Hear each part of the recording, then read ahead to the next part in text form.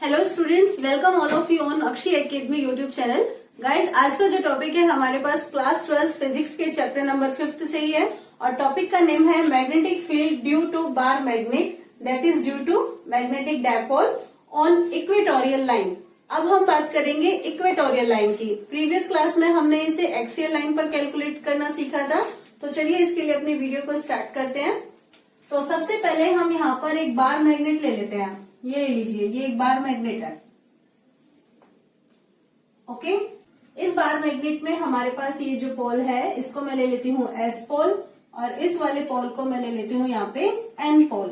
Okay, और ये जो पोल्स होते हैं इनके बीच की जो डिस्टेंस होती है वो हमारी क्या होती है, इफेक्टिव लेंथ होती है, जिसे हम किससे रिप्रेजेंट करते हैं, 2L से।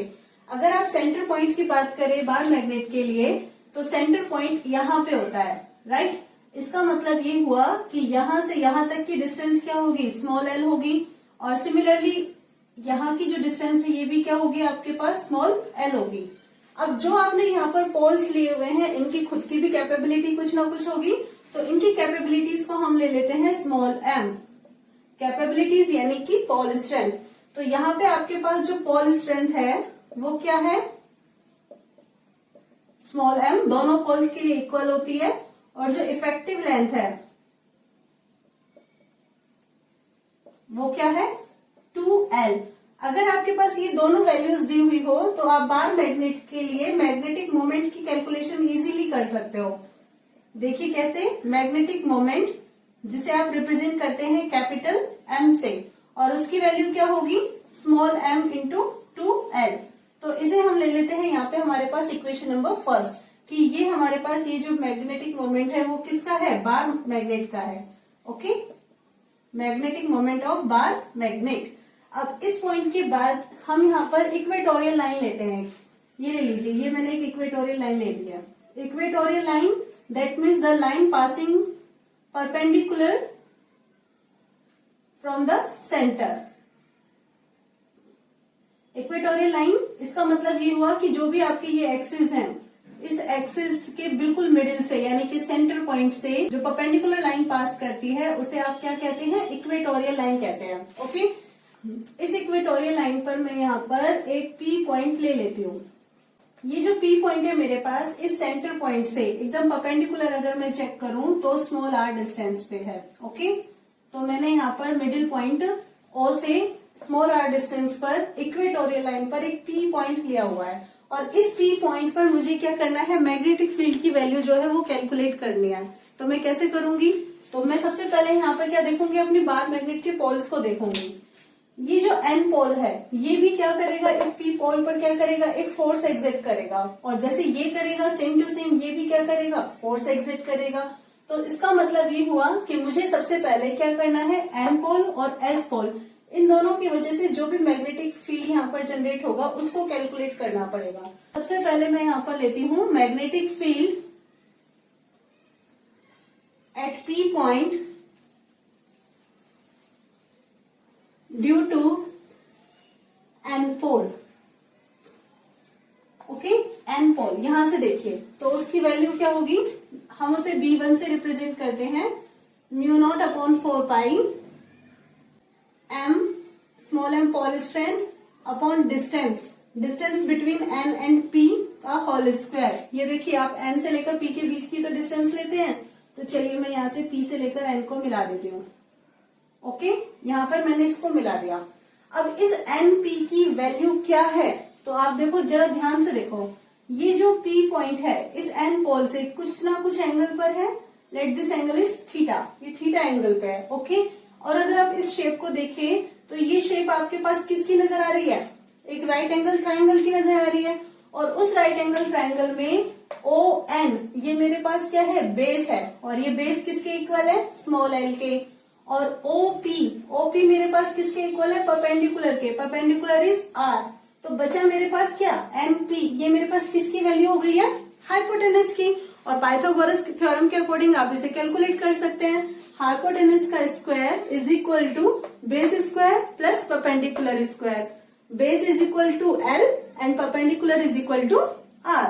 आप इसे इस तरह से भी लिख सकते हैं, mu not upon 4 pi m upon NP आपकी ये वाली डिस्टेंस यानी कि हाइपोटेनस, और हाइपोटेनस आपके पास हो गया root R square plus L square, okay, and इसका होल स्क्वायर, ओके। और जब भी आप रूट का स्क्वायर करते हो तो आपका रूट कैंसिल हो जाता है, so simply you can write it like mu not upon 4 pi M upon R square plus L square. ये हो गई आपके पास इक्वेशन नंबर सेकेंड, ओके। अब यहाँ पे आपने मैग्नीट्यूड तो कैलकुलेट कर लिया है एन पोल की वजह से, लेकिन इसकी डायरेक्शन क्या होगी, तो डायरेक्शन एन पोल से आप बात कर रहे हैं, है ना, तो कुछ भी दिमाग मत लगाइए, एन पोल है आउटवर्ड डायरेक्शन, है ना, और जब एस पोल होता है तो इनवर्ड डायरेक्शन। तो आपको एन पोल की वजह से पी पॉइंट पर मैग्नेटिक फील्ड की डायरेक्शन चाहिए, तो आप कहेंगे आउटवर्ड। आउटवर्ड यानी कि ये हो गई है आपकी किसकी डायरेक्शन, V1 की डायरेक्शन, ओके। डायरेक्शन कौन सी साइड हो गई, एन पी, तो आप यहाँ पर लिख सकते हैं इन एनपी डायरेक्शन। ये तो जी आपने बात कर ली B1 की। अब सिमिलरली हम बात किसकी करेंगे, magnetic field at P point due to S pole, और उसकी वैल्यू क्या होगी, चलिए जब तक मैं लिखूं उससे पहले लिखकर मुझे बता दो। At P point due to S pole, यहां पर आप इसे B2 से रिप्रेजेंट करेंगे and it will be equal to mu not upon 4 pi M upon distance. Distance क्या होगी, एस और पी के बीच की, एस पी का होल स्क्वायर, और इसकी वैल्यू भी क्या होगी, ये देखिए चलिए, एस पी, ये मिला दिया हमने एस पी। तो जैसे ये राइट एंगल ट्रायंगल बन रहा है हमारे पास, ऐसे ही ये वाला राइट एंगल ट्रायंगल बन रहा है, और सेम आपके पास बेस की वैल्यू भी एल है और जो परपेंडिकुलर है उसकी वैल्यू भी क्या है, आर है, तो हाइपोटेनस की वैल्यू भी यही होगी। तो हम इसे डायरेक्ट ऐसे भी लिख सकते हैं, mu not upon 4 pi M upon R square plus L square, okay. Equation number 3, यहाँ पे मैंने डायरेक्ट लिख दिया है, डायरेक्ट मतलब मैं रूट लिखूं और फिर इसका स्क्वायर कर रही हूँ और उसको कैंसिल करके, तो मैंने यहाँ पे डायरेक्ट लिख दिया, ओके। अब आपको B2 मिल गया, और B2 की direction, B2 is inward direction, inward है तो मैं यहाँ पर ले लेती हूँ ये हो गई है जी B2 की डायरेक्शन, मेरे पास वेक्टर B2 की डायरेक्शन। कौन सी डायरेक्शन है ये, P से S, इन PS डायरेक्शन। अच्छा, अब ये जो दोनों इक्वेशंस है सेकंड और थर्ड, अगर आप इनको कंपेयर करो तो आपको कुछ मिल रहा है, बिल्कुल मिल रहा होगा, ध्यान से देखो। From equation number 1 and 2 we get, जरा B1 और B2 की वैल्यूज देखो। B1 की value mu not upon 4 pi M upon R square plus L square, and similar way में B2 की वैल्यू क्या है, mu not upon 4 pi M upon R square plus L square. ये तो एकदम सेम है, तो आप लिख सकते हैं B1 is equal to B2, okay. B1 का कॉन्सेप्ट आपका जो पूरा है वो किसके जैसा है, B2 के जैसा है, बस डायरेक्शन चेंज है ना। डायरेक्शन B1 की तो कहाँ पर है, इस तरफ है, और B2 की कहाँ है, इस तरफ है। अब भाई ये दोनों एक स्ट्रेट लाइन के अंदर तो है नहीं, जब स्ट्रेट लाइन में होती है तो हम क्या करते हैं, उनको ऐड कर लेते हैं ना, क्योंकि हमें रिजल्टेंट मैग्नेटिक फील्ड चाहिए कि भाई वो किस डायरेक्शन में और उसकी वैल्यू क्या है। अगर मान लीजिए ये एक ही डायरेक्शन में होता, B1 भी इधर और B2 भी इधर, तो हम क्या करते, प्लस कर लेते, और अगर अपोजिट डायरेक्शन में होता तो हम क्या करते, माइनस कर देते, जैसे हमने एक्सियल लाइन वाले कॉन्सेप्ट में किया है। लेकिन अब B1 तो जी यहाँ जा रहा है और B2 यहाँ जा रहा है, तो आप क्या करोगे, तो सिंपल सा लॉजिक है हमारे पास, हम इन्हें इनके कंपोनेंट्स में डिवाइड करेंगे। और कंपोनेंट्स में कैसे डिवाइड करेंगे, तो सबसे पहले आप B1 को देखो, ओके। हम B1 की बात करते हैं। B1 जो है यहाँ पर कितने एंगल से है, थीटा एंगल से। अगर ये थीटा एंगल B1 के लिए है तो B1 के लिए ये जो साइड है ये कौन सी है, बेस। तो आपके जो कंपोनेंट्स बनेंगे एक तो इस डायरेक्शन में बनेंगे, है ना, और ये कौन सा हो गया, बेस है, तो इसका मतलब बेस कंपोनेंट, हॉरिजेंटल कंपोनेंट, और इसे हम किससे रिप्रेजेंट करेंगे, कॉस थीटा से, है ना, B1 कॉस थीटा। अब जैसे आपका ये बेस है तो ये आपका क्या हो जाएगा, परपेंडिकुलर, और जब परपेंडिकुलर होगा वो वर्टिकल कंपोनेंट होगा, और वर्टिकल कंपोनेंट होगा तो आप इसे किससे रिप्रेजेंट करेंगे, साइन थीटा से। सो B1 साइन थीटा। इस तरह से आपने B1 को तो कंपोनेंट्स में डिवाइड कर दिया है। अब नेक्स्ट कॉन्सेप्ट आपके पास किसका है, B2 का। B2 को कैसे करेंगे, तो जैसे B1 के लिए यहाँ थीटा एंगल था, सेम वे में ये जो B2 है, अगर आप B2 की बात करें तो B2 के लिए भी सेम एंगल होगा, थीटा ही होगा, ओके। अगर अब ये थीटा है तो ये साइड इसका क्या है, बेस है, बेस है, तो इसका मतलब इस डायरेक्शन में जो इसको कंपोनेंट मिलेगा वो इसका क्या होगा, हॉरिजॉन्टल कंपोनेंट, यानी कि B2 cos थीटा। और इसकी डायरेक्शन अब ऐसे इनवर्ड है, नीचे की ओर है, डाउनवर्ड है, तो इसका जो वर्टिकल कंपोनेंट है वो भी कहाँ होगा, नीचे की ओर ही होगा। और इसकी वैल्यू यहां से लेकर यहां तक हो जाएगी, और जिसे हम किससे रिप्रेजेंट करेंगे, V2 साइन थीटा से। ओके, तो हमने कंपोनेंट्स में डिवाइड कर दिया है। वर्टिकल कंपोनेंट है V1 sine theta and V2 sine theta, और जो हॉरिजॉन्टल कंपोनेंट्स है वो है V1 cos theta and V2 cos theta. अब देखिए ये V1 साइन थीटा और V2 साइन थीटा, कुछ मिल रहा है यहाँ से, बिल्कुल मिल रहा है क्या। ये तो इसकी डायरेक्शन है ऊपर, है ना, अपवर्ड्स, और V2 साइन थीटा की डायरेक्शन कहाँ है, नीचे, मतलब दोनों अपोजिट डायरेक्शन में। जब वो अपोजिट डायरेक्शन में है तो resultant magnetic field vertical direction में क्या होगा भाई, resultant magnetic field in vertical direction. Vertical direction में जो भी मैग्नेटिक फील्ड होगा वो वर्टिकल कंपोनेंट की वजह से होगा। ओके, और उसकी वैल्यू यहाँ पे होगी V1 sine theta minus V2 sine theta.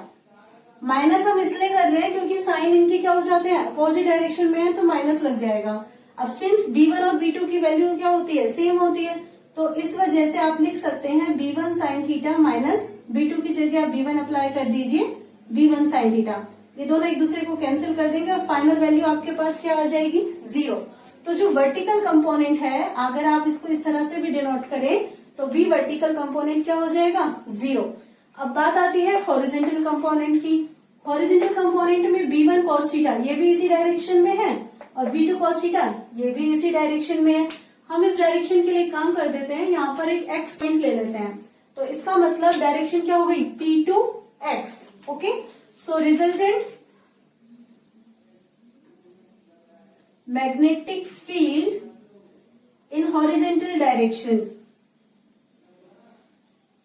Horizontal direction में जो मैग्नेटिक फील्ड होगा वो हॉरिजॉन्टल कंपोनेंट्स की वजह से होगा, है ना, और दोनों सेम डायरेक्शन में है। आप इसे B पैरेलल से भी डिनोट कर सकते हैं, और वैसे वर्टिकल कंपोनेंट की वैल्यू तो 0 ही हो चुकी है, तो हम रिजल्टेंट फील्ड यहाँ पर B ले लेंगे, तो आप इसे B से भी डिनोट करेंगे, और it will be equal to V1 cos theta plus V2 cos theta. And since B1 and B2 are equal, दोनों इक्वल है, तो उस कंडीशन में आप इस तरह से लिख सकते हैं B1 cos थीटा, B2 की जगह आप B1 लिख दीजिए, B1 cos theta, that means 2B1 cos theta, और ये हो गई है आपके पास इक्वेशन नंबर 4। ओके, तो आपको यहाँ से B1 भी मिल चुका है, B2 भी मिल चुका है, और साथ साथ में रिजल्टेंट मैग्नेटिक फील्ड B भी मिल चुका है। अब हमें करना क्या है, हमें इस B को कैलकुलेट करना है। इस B को कैलकुलेट करने के लिए हमें 2 इंटू B1 चाहिए, B1 हमारे पास है, देखो ये है, और फिर उसके बाद cos थीटा, हमें क्या चाहिए, cos थीटा। तो V1 तो ये है, cos थीटा हमें निकालना है, तो चलिए कैसे निकालते हैं। इसके लिए एक बार आप इसको पूरा एक बार अच्छे से नोट कर लीजिए। आगे कंटिन्यू करने से पहले जो मेन पॉइंट्स है मैं एक बार उनको यहाँ पे नोट कर लेती हूँ। M×12 मैग्नेटिक मोमेंट, ये हमारी फर्स्ट इक्वेशन थी। V1 और V2 की जो वैल्यू है वो हमें इक्वल मिली थी, और वो क्या होती है, μ0/4 पाई m/r² प्लस l²। ओके, ये इक्वेशन नंबर सेकेंड V1 के लिए थी, और थर्ड किसके लिए थी, V2 के लिए। और उसके बाद हमें B की वैल्यू मिली थी, and that was 2V1 cos theta, और ये हमारे पास इक्वेशन नंबर कौन सा था इसका, 4th। हमें इस 4th को कैलकुलेट करना है, तो V1 हमारे पास है, हमें चाहिए cos थीटा। तो यहाँ पे आप ये जो आपके पास ट्राइंगल्स बन रहे हैं, 2 ट्राइंगल बन रहे हैं ना, एक ये वाला बन रहा है आपके पास, और एक ये वाला ट्राइंगल बन रहा है। हम क्या करते हैं, इन दोनों ट्राइंगल में से किसी भी एक ट्राइंगल को लेकर चल लेते हैं, क्योंकि दोनों के डायमेंशंस क्या है, सेम है। तो ये देखिए, ये आपका राइट एंगल ट्राइंगल बन गया है, ये थीटा एंगल है, ये 90 डिग्री का एंगल है। ये जो साइड है आपके पास, ये आपका जो बेस है ये कितना है, स्मॉल l, और जो परपेंडिकुलर है वो कितना है, r। अब बचा हाइपोटेनस। हाइपोटेनस क्या हो गया आपके पास, √ base square plus perpendicular square, यानी कि √r² प्लस l²। तो यहाँ से आप cos थीटा कैलकुलेट कर सकते हो इजीली। cos थीटा का फॉर्मूला होता है आपके पास क्या, बेस अपॉन हाइपोटेनस।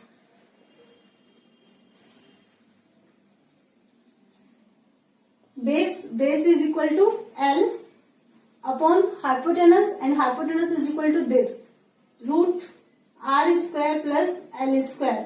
ये ले लेते हैं हम इक्वेशन नंबर 5। अब हम क्या करेंगे, इक्वेशन नंबर 2 से V1 की वैल्यू लेंगे, और इक्वेशन नंबर 5 से cos थीटा की वैल्यू लेंगे, और इक्वेशन नंबर 4 में अप्लाई कर देंगे। by putting values of equation number 2 and equation number 5 कहाँ रखनी है? इन इक्वेशन नंबर 4 पे रख दीजिए। 4 इक्वेशन है हमारे पास, b is equal to 2b1 cos theta.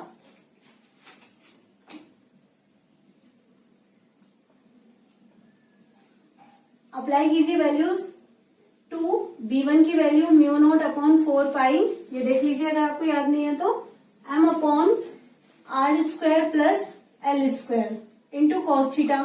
Cos theta is equal to L upon under root R square plus L square. आगे सॉल्व करते हैं। मैं इसे इस तरह से लिख देती हूँ, mu not upon 4 pi. Okay, ये म्यू नॉट अपॉन 4 पाई जो कांस्टेंट टर्म है मैंने एक साथ पहले लिख दिया। फिर उसके बाद मैं लिख रही हूँ 2 into small M into L upon R square plus L square. यहाँ पर इसकी पावर क्या है? 1, और यहाँ पे इसकी पावर क्या है? हाफ, है ना। स्क्वायर रूट होता है तो पावर कितनी होती है? हाफ। और 1 और हाफ मिल जाते हैं तो क्या बन जाता है? 1 and half is equal to 3/2। तो इसका मतलब रिजल्टेंट पावर क्या हो गई है मेरे पास? 3/2। Okay, mu not upon 4 pi 2 ml upon R square plus L square की होल पावर 3/2। ये जो 2 ml है, 2 ml देखिए, ये इक्वेशन नंबर 1 से देखिए मैग्नेटिक मोमेंट के इक्वल है। तो मैं यहां से इसको लिख सकती हूँ mu not upon 4 pi 2 ml की जगह capital M upon R square plus L square की power 3/2। Okay, where capital M is equal to small m into 2l that is 2 ml magnetic moment. Now अब मेरे पास ये equation जो है, ये मैं कैसे इसको यूज कर सकती हूँ? देखिए, आपको जो वैल्यू मिली है b की क्या मिल गई है? Mu not upon 4 pi m upon R square plus L square की पावर 3/2। ओके, ये तो आपको एक इक्वेशन मिली गई है जिसको आप नंबर दे देते हैं 6। अब अगर एक पॉइंट ले क्या कि हमारी जो बार मैग्नेट है उसकी लेंथ बहुत कम है। If length of bar magnet is very small, तो उस कंडीशन में क्या होगा? भैया बहुत स्मॉल है, इसका मतलब एल की वैल्यू जो है वो आर से कम होगी। क्यों कम होगी? देखो, बार मैग्नेट है, छोटी हो गई है ना, छोटी इतनी सी हो गई है मान लो। ओके, और ये जो पी पॉइंट है इक्वेटोरियल लाइन पे है। अब ये तो कहीं पे भी हो सकता है, यहाँ पे है तो यहाँ पे भी तो हो सकता है ना, किसी भी पॉइंट पर हो सकता है। लाइक ऐसे भी हो सकता है, या फिर नीचे भी जाकर कहीं पे भी हो सकता है। मतलब इक्वेटोरियल लाइन पर कहीं पर भी पी पॉइंट हो सकता है, दूर भी हो सकता है या फिर पास भी हो सकता है। तो जब हमारे पास बार मैग्नेट बहुत छोटी हो जाएगी तो उस कंडीशन में हमारी लेंथ जो है उस आर के कंपैरेटिवली क्या हो जाएगी? कम हो जाएगी। तो हम उसका अगर स्क्वायर करेंगे तो उसकी वैल्यू बहुत ज्यादा कम हो जाएगी। तो उस कंडीशन में हम क्या करेंगे? नेग्लेक्ट कर देंगे किसको? एल स्क्वायर को। ओके, अगर हम एल स्क्वायर को नेग्लेक्ट कर देंगे तो आपके पास इक्वेशन क्या बचेगी? b equals to mu not upon 4 pi m upon L square को छोड़ दीजिए, आर स्क्वायर और इसकी पावर 3/2। 3/2 है तो आप इसको ऐसे लिख सकते हैं ना, 2 इंटू 3/2। और जब 2 इंटू 3/2 होगा तो इस 2 से ये 2 क्या हो जाएगा? कैंसिल हो जाएगा। और आपको फाइनली जो वैल्यू मिलेगी वो कैसे? Mu not upon 4 pi m upon R cube. ये हमें मिलेगा क्या? मैग्नेटिक फील्ड जो हमें चाहिए। और वेक्टर नोटेशन में अगर आप इसे रिप्रेजेंट करेंगे तो आप लिख सकते हैं B vector is equal to mu not upon 4 pi vector M upon R cube. जी मैग्नीट्यूड मिल गया। डायरेक्शन भी बता दो कहाँ होगी? डायरेक्शन पी से एक्स। क्यों? क्योंकि सारा जो मैग्नेटिक फील्ड है वो सिर्फ इन दोनों की वजह से है ना, ओरिजिनल कंपोनेंट की वजह से है। और इनकी डायरेक्शन कहाँ है? पी से एक्स है। तो आप यहाँ पर इसे लिखेंगे इन पी एक्स डायरेक्शन। ये हो गई आपकी इक्वेशन नंबर 7, आपका आज के टॉपिक का आंसर। ओके, तो अगर आप मेरी प्रीवियस क्लास को थोड़ा सा रिमाइंड करें, है ना, मैं डिस्क्रिप्शन बॉक्स में उसका लिंक सेंड कर दूंगी। तो वहां पे हमारे पास फॉर्मूला आया था B vector is equal to mu not upon 4 pi 2m upon R cube, है ना। वहां पे एक 2 था, 2 से मल्टीपल हो रही थी ये क्वांटिटी। और यहाँ पे जो वैल्यू आ रही है मेरे पास क्या आ रही है? Mu not upon 4 pi m upon R. तो दोनों में कंपैरिजन क्या है? तो उस कंपैरिजन को जरा मैं यहाँ पे एक बार क्लियर कर देती हूँ। जब आप एक्सियल पॉइंट की बात कर रहे थे, बी एक्सियल पॉइंट पर μ0/4π 2m/r³ था, राइट। और जब आप इक्वेटोरियल लाइन की बात कर रहे हैं,